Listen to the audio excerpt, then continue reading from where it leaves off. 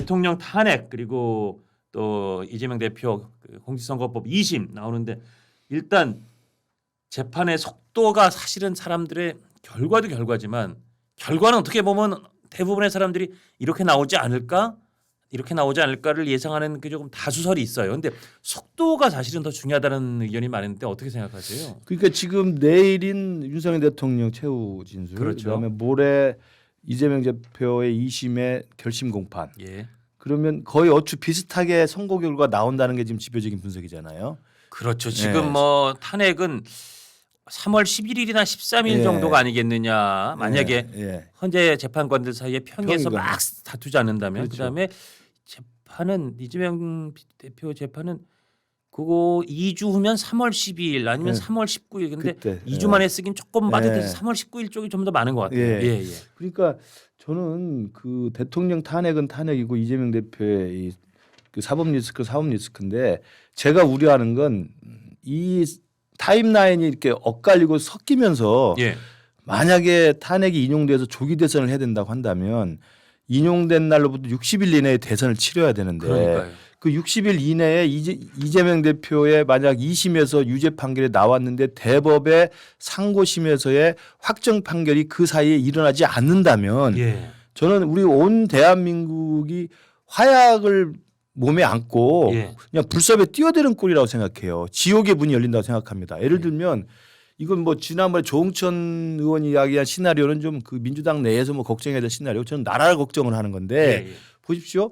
저 더 잘 아시겠지만 3월 중순에 뭐 지금까지 관례대로 헌재 인용이 탄핵이 만약에 인용되면 5월 중순에 대선이 열리잖아요. 그렇습니다. 근데 이재명 대표가 3월 중순이나 하순경에 2심이 나왔단 말이에요. 유죄로. 예, 예. 유죄로 나왔으면 1심 유죄, 2심 유죄면 더 잘 아시지만 3심에서 뒤집힐 가능성은 거의 없는 거 거의 아닙니까? 없다고 봐야죠. 예. 왜냐하면 1심, 2심이 서로 다르면 뭐 바꿀 예, 수가 예, 있지만 그러면 3심은 그냥 형식적 절차란 말이에요. 예. 법리적 해석만 예. 하는 거고 법리 문제 이상이 없으면 그냥 하는 건데 그 상고심을 우리는 633으로 3개월을 두고 있는데 예. 3월 중순이나 하순에 2심이 유죄로 나왔어요. 그러면 60일 후에 대선인데 이게 60일 이전에 이 문제를 클리어하게 깨끗이 대법이 확정 판결을 안 해주고 끌고 간다. 그래서 만에 하나 이재명 대표가 대통령이 당선이 돼요. 예. 당선이 되면 대법의 상고심 확정 판결이 남아있는 꼴이 되지 않습니까? 그렇게 될 가능성이 지금 지금으로서는 높죠. 분명히 존재하고 있어요. 저는 예. 그런 상황, 물론 우리 당이 열심히 해서 분명히 이길 거라고 저는 생각하고 예. 믿습니다만 그런 상황이 오면 저는 대한민국의 지옥의 문이 열린다고 봐요. 예. 왜? 예.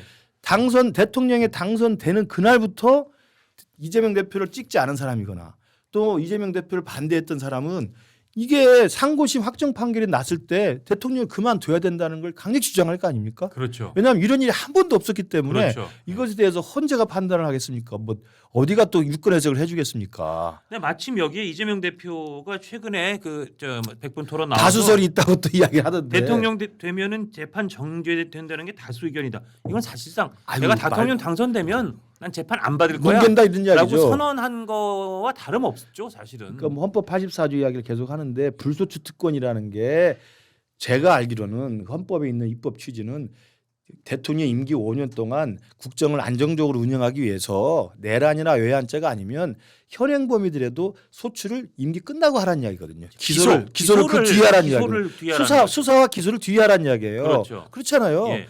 그 이야기인데 지금 이 불소추 특권의 그 입법 취지를 제가 해석할 때는 그렇게 그 다수설이고 또 이 헌법 84조가 시비가 걸려서 이런 일이 현실이 올 거라 우리가 상상이나 했습니까? 헌법 만드는 누구도 이거 그럼요. 상황까지 상상을 못했죠. 이런 일이 있을 거 상정을 안 하는데 만에 경우 있을지 모를까 봐 이렇게 걸어놓은 거거든요. 예. 규정을 해놓은 건데 지금 이 일이 닥치고 있잖아요. 예. 닥치고 있으면 저는 그래서 제가 헌재 재판관들한테 정말 간곡히 부탁드리는데 내일 변론길이 딱 마무리되더라도 평이라는 것은 예.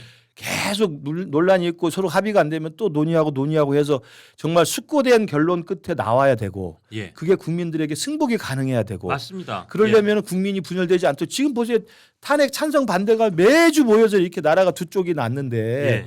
그러면 헌법재판관분들이 최소한 만장일치는 기본 전제고 예. 만장일치를 위해서 숙고의 모습 그리고 논리적으로 누구도 시비 걸 수 없는 타당한 절제된 결론이 나와야 된단 말이에요. 예. 그러려면 2주 꼭 채울 필요가 뭐 있어요. 저는 3주 4주 해서 예. 매일 토론을 해서라도 끝장 토론을 해서라도 이 헌법재판관이 지금 중도 보수 성향이 나눠져 있는데 예. 이 모든 8명의 재판관들이 그래 이 정도면 모두 합의할 수 있다. 예. 그리고 국민들도 납득할 것이다. 심지어 윤석열 대통령도 납득할 것이다. 예. 라는 정도의 평의를 계속 해줄 필요가 있다. 이게 데드라인은 저 4월 18일 이전에 나오면 되는 거 아니겠습니까? 사실은 이미선, 문영배, 이미선 두 사람의 임기 만료일이 4월 18일이야. 4월 18일 전에는 해야 된다는 건데 아주 원론적으로는 그것도 4월 사실 17일 상관없는 건데. 지킬 그쵸. 법적 책임이나 뭐 의무도 그것도 없는 없으나 거지만. 근데 연양 상식선에서 네. 그래 두 사람이 그만두니까 두 사람 그만두면 또 7명, 6명 어떻게 그렇죠, 되냐. 그렇죠. 또 싸우고 난리니까. 그러면 4월 18일까지 최소한 뭐 그럼요. 100번을 시간 있지 양보하더라도 않습니까? 글쎄요. 그래서 그 정말 헌법합의 대가이시고 석학이라고 하시는 허영 교수님도 요새 계속 인터뷰에서 맞습니다. 지난 인터뷰 이렇게 말씀하셨어요. 지금 헌재가 못에 쫓기듯 위법 행위를 저지르면서 서둘러 결론을 내려는 듯 속도를 내고 있다. 불공정하고 흠결 많은 헌재 결정이 오히려 내란을 촉발하는 계기가 될 수도 있다. 예. 이대로 탄핵 심판을 종결하려고 했다가는 헌재 탄핵 심판 결정이 오히려 국민 폭동을 촉발할 것 같다. 이분이 지금 내란을 선동하시는 거겠어요? 아니에요. 그럼요. 이분이 헌법학적인 그리고 여러 가지 국민적인 그 흐름과 여러 그 상황을 판단하실 때 이거는 아니다라고 말씀하시는 거죠. 그 허영 교수님도 그렇고 저도 그렇고 예. 저도 우리 국민의힘에 쓴소리를 하는 사람 중에 하나입니다만 예, 나라 걱정을 해야 된다니까요. 그렇죠. 이 나라가 어떻게 지금 이 탄핵 국면에서 이렇게 좌우가 나눠져서 싸우는 것도 문제인데 이게 이제 마무리가 됐을 때 깔끔하게 서로 승복하고 정리가 돼야 된단 말입니다. 예, 그리고 그다음 대선이 있다 하더라도 조기 대선에 대해서 조기 대선 임하는 모든 우리 국민들이 그래 이 대선의 결과는 우리가 충분히 받아들일 만하다라고 예, 생각해야 되는데 예, 만에 하나 헌재가 시간에 쫓기듯 서두르고 결론을 정해놓는 것처럼 가고 그래서 이재명 대표 사법 리스크 시간이 어중간에 걸쳐 있어서 예. 아까 제가 말씀드린 지옥의 문이 열리는 상황이 되면 대통령이 된다 하더라도 되는 날부터 이분은 대통령으로 인정하지 않는 사람이 국내 절반이 넘을 거예요. 그러니까요. 그걸 어떻게 할 거냐고요. 그러니까요. 그러면 또 내란이 버금가는 내전 상태가 되는 거예요. 저는 이 상황을 헌재가 먼저 기회를 갖고 숙고 끝에 좀 타임라인들을 좀 정리해서 좀 합리적인 선택을 해주고 만약에 헌재가 그게 안 되면 저는 모르겠습니다. 우리 앵커께서도 전문가지 대법원에서 예. 2심의 유죄 판결이 나오면 3심 대법원 상고심을 예. 어떻게든 이 불안과 혼란을 막기 위해서 대법에서도 먼저 저는 국가를 위한 저는 충심해서 좀 생각을 해야 되지 않나 싶은데요. 글쎄 이제 그러려면은 대법원에서 2심 선고가 나오고 나서 거의 정말 한 달에서 한 40일 이내에 선고를 내려야 되는데 날짜 역산해 보면은요. 근데 그때도 한번 제가 그 말씀 드렸지만 정말 이재명 대표 측에서 끌 수 있는 시간 뭐 일주일 상고 내는데 한 2주일 뭐 그다음 이 답변 서내는데 일주일 이런 거를 한달 쓸 수 끌 있는 수 시간을 있는 다 거지. 쓰면 그 절차에만 그냥 한 40일이 가는 거거든요. 그럼 절차 끝나자마자 대법원이 우리 하루 만에 생각해 봤는데 이거는 상고 기각이 할 수는 없으니까. 그래서 그거는 대법원이 야 이거는 국가의 어떤 운명을 위해서도 빨리 결정해야 된다 싶어도 최소 시간이 한 45일 50일 걸릴 것 같아요. 근데 그것에 대한 국민적인 요구, 그다음 당연히 우리 당에서도 요구할 것이고 또 민주당 안에서도 그 부분은 좀 클리어 해줘라. 예, 예. 이걸 대선 후보 등록하기 전에 정리를 해주는 것이 국가적 혼란을 미리 막는 것이다. 라는 저는 민심과 여론이 있으면 대법원이 그것에 대해서 좀 정리를 할 수 있지도 않을까. 그러니까 뭐 확정 판결을 할 수도 있겠지만 적어도 그럼 대법원에서 지금 이 상황에 지금 강력한 유력한 대선 후보 중에 한 명이 이렇게 걸려 있는데 당선되더라도 재판은 계속됩니다라고 정리해 주든지 아니면 당선된 이후에는 임기 동안은 확정 판결을 안 하겠다라고 해주든지 좀 정리를 해줄 필요가 있다는 거죠. 또 이 부분은 또 헌재로 또 가야 됩니까 그러면? 사실 이건 헌법 판단 사항일 수도 있죠. 헌법을 어떻게 근데 해석하냐. 대법원 재판관들이 헌재에서 그 결론 낸다고 그걸 수용할까요? 저는 그건 아니라고 보는데. 그러니까 이건 정말 이게 참 이게 모두 다 알고 있는 이 지옥의 불구덩이로 지금 들어가고 있는 그러니까요. 거예요. 예, 누군가의 지역에 불구덩이 네. 가는 길에 이거 브레이크를 걸어줘야죠. 그렇죠. 헌재에서 먼저 좀 숙고의 시간을 가지면서 4월 초 이전에 하는 걸로 좀 장기적인 숙고의 시간을 갖는 것이 하나 방법이고 아니면 대법에서 이 부분에 대해서 욕을 먹을 각오를 하고 국가적 혼란을 미연에 방지하는 의미에서 대법관들이 모여서 정리를 해주고 깔끔하게 마무리를 해주는 게 좋다. 저는 그런 생각이 들고요. 그보다 더 우선적인 건 제가 정치학자로 누차 말씀드리지만 헌법 84조가 이렇게 놀라야 될 건 꿈에도 생각 못했고 예, 그다음에 우리가 대한민국 민주주의 된 이후로 현직 대통령이 비상계엄을 열어서 지금 형사처벌을 받는 것도 꿈에도 생각 못한 장면 아닙니까? 맞습니다. 예. 이런 정말 상상할 수 없는 일이 벌어지는 것 자체가 우리나라 한국 정치 비극이고요. 제가 우리가 삼김 시대 때부터 민주화를 위해서 열심히 해왔고 민주주의가 좀 정착돼 있습니다만 정치인은 이 A와 이 최소한의 이 품격이 있는 사람들이 해야 됩니다. 예. 근데 어느 순간부터 무슨 뭐 부패혐의나 비리혐의나 무슨 뭐 공급횡령이나 무슨 정치자금법으로 구속이 되거나 1심에서 유죄 판결 받고 2심에서 유죄 판결 받아도 고개 빳빳이 들고 3심까지는 나는 계속 국회의원 한다. 예. 확정 판결 전에는 무죄 추정이다. 이 대표적인 사람이 이재명 대표 아니에요. 그렇죠. 그래서 예. 지금 대선 후보까지 오는 거 아닙니까? 예. 이게 빌런들을 양산하는 겁니다.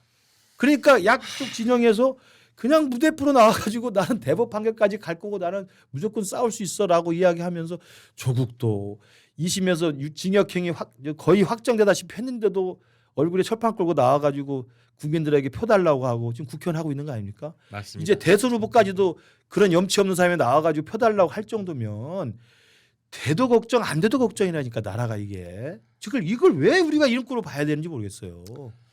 알겠습니다. 지금 제가 그 말씀 중에 오늘 뒷부분을 잠깐 예고를 해드리겠습니다. 오늘 그 김규식 교수님하고 한 12시 40분, 45분까지 말씀 듣고요. 오늘 후반부에 한 15분 정도는 제가 약간 좀 도발적인 제목을 붙여봤습니다. 도발적 가설. 헌재는 헌법재판소는 이재명의 맞춤 옷인가 뭐 이런 제목으로 지금 논란이 되고 있는 이 속도의 문제라든지 헌재의 판단의 문제에 대해서 제가 좀 매섭게 비판적인 얘기를 후반부에 좀 들려드리겠다는 예고를 드리고 그다음 말씀하신 것처럼 그 얘기 조금만 더 하면 아니 사실 이재명 대표는 이미 저번에 인터뷰를 통해서 두 번의 인터뷰를 통해서 밝힌 거예요. 자, 이 절차 일단 2심 난 낙관적으로 본다. 무죄 나올 거를 본다. 그런데 어쨌든 대법원은 절대 5월까지는 판결이 안 나온다. 다 제가 말씀드린 그 계산을 한 거예요. 그렇죠. 계산 다 한 네. 거죠. 5월까지는 안 나올 거를 본다. 거기에는 5월에 대선이 열릴 거 아니냐라는 게 들어가 있는 거고 대선 열리면 지난번 100분 토론에서 대통령 당선되면 재판 중지된다는 게 다수 소리. 그 얘기는 나는 5월 이전까지 대법원 선고 안 나올 테니까 나는 대선 출마하는데 아무 지장 없을 것이고 당선되면 재판 안 받을 거야. 재판 안 받고 지나가는 방법은 제가 뭐 그때도 말씀드렸지만 여러 가지 비책이 있습니다. 네. 그러면 이건 정말 이재명 대표 입장에서는 말씀하셨듯이 혹시라도 사람들이 그런 걸 기대했잖아요. 내가 혹시 당선되는 일이 있더라도 그 대법원 재판은 끝까지 받아서 그 결과에 승복하겠다. 이런 선언이라도 혹시 그 선언을 해도 내가 뭐 존경하는 자들이 진짜 존경하는 줄 알았어? 뭐 이렇게 말할진 모르나. 그래도 그런 선언이라도 있을 줄 알았는데 아예 이건 내놓고 하여튼 선고 대법원 판결 안 나올 거고 안 나오면 난 대통령 될 거고 되면 난 재판 안 받을 거야. 라고 사실상 밝힌 셈이에요. 그러니까 민주주의 사회에서 계속 이야기하지만 법률적으로 이걸 할 수 있는 권리가 있다고 그래서 그걸 끝까지 극구 주장하는 사람들이 큰 소리 치는 세상이 된 거예요. 맞습니다. 그 제도적 권한을 자제한다는 이야기를 계속 하잖아요. 정치학자들이. 예. 그러니까 제도적으로 그게 명시적으로 규정이 있다 하더라도 정치는요. 과거에 제가 아는 그래도 품격 있는 정치는 뇌물죄 구설수에 올라가지고 언론에 공개가 되고 소환이 되잖아요. 그때 대부분 의원직 사퇴했습니다. 예전에는 다 그랬어요. 그리고 저의 억울함을 다 밝히고 떳떳이 돌아오겠다. 그렇게 하는 거예요. 예. 근데 언제부턴가 우리나라는 3심에 가도 세비 다 받고 보좌진 다 운영하면서 끝까지 버티다가 네. 그만두는 거예요. 예전에는요 정말 여당이든 야당이든 진보든 보수든 정치라는 건 도덕적인 잣대가 굉장히 높았습니다. 맞습니다. 예. 근데 그 도덕적 잣대가 어느 순간 사라졌다는 게 개탄스러운 일이고 그 과정에서 그 가장 도덕적 잣대를 뭉개면서 법적 권리만을 계속 주장하면서 끝까지 대법까지 가겠다. 내가 그 대법까지 가는 동안 대통령 후보로서 자격이 있다고 주장하는 심지어는 대통령이 돼서도 그걸 중단할 수 있다고 말하는 건 이게 빌런 중에 빌런 아닙니까? 정말 품격 없고 예의 없고 염치 없는 거예요. 이건 모렴치한 겁니다. 제가 정치학자로서 계속 제발 염치가 다시 복원되는 정치가 됐으면 좋겠어요. 이런 분은 가장 좋은 건요. 예. 내가 후보를 나가지 않겠습니다. 사법 리스크를 다 정리하고 내가 무죄를 확신하는데 사법 리스크 정리해서 무죄를 입증하고 나서 내가 정치를 다시 하겠습니다라고 하는 게 그게 맞는 문법 아닙니까? 저도 그렇게 전적으로 동의합니다. 그리고 아마 네. 그런 지금 말씀하신 일이 발생할 가능성은 제로에 가까지만 제로죠. 만에 하나 이재명 대표가 그런 선언을 하면 전 다음 대선은 그렇죠. 민주당의 그렇죠. 필승이라고 생각해요. 네, 네. 아마 이재명 대표가 그런 선언을 하면 국내임에서 어떤 후보를 해도 이기기가 진짜 그럼요. 쉽지 않을 것 같아요.